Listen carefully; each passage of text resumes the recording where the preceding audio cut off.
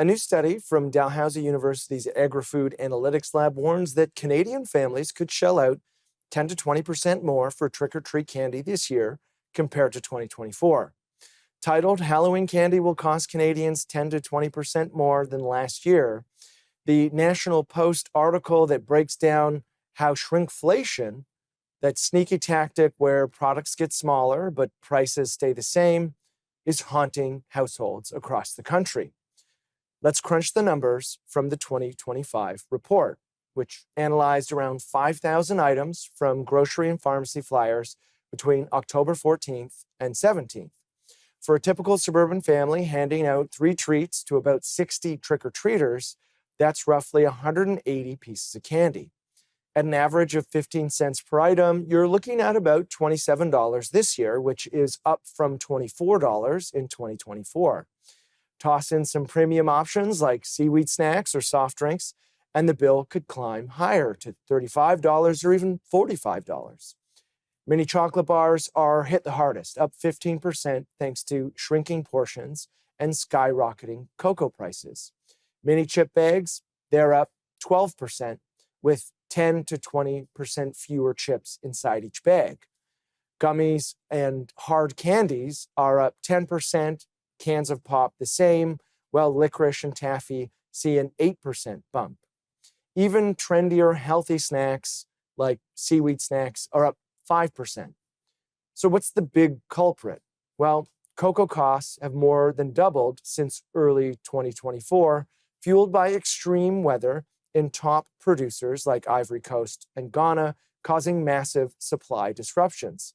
Candy makers are responding by swapping in cheaper ingredients like cocoa powder and fats, or just trimming pack sizes. This shrinkflation isn't new, though.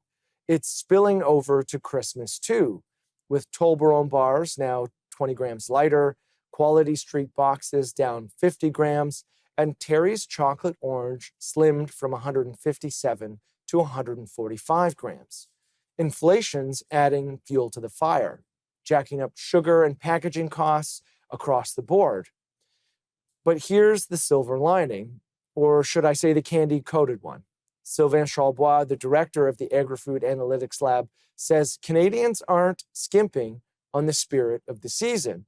He says, quote, Canadians are showing that generosity hasn't shrunk. If anything, it's expanding. He adds, shrinkflation has redefined Halloween economics, and notes that people are tossing in extra bars or bags so kids don't notice the difference. As Charlebois puts it, shrinkflation doesn't just shrink products, it stretches generosity. The report's tagline sums it up. Shrinkflation and generosity are haunting Canadian households. Historically, these trends echo broader economic pressures, but for 2025, the prediction is clear. Expect to pay more without buying more overall.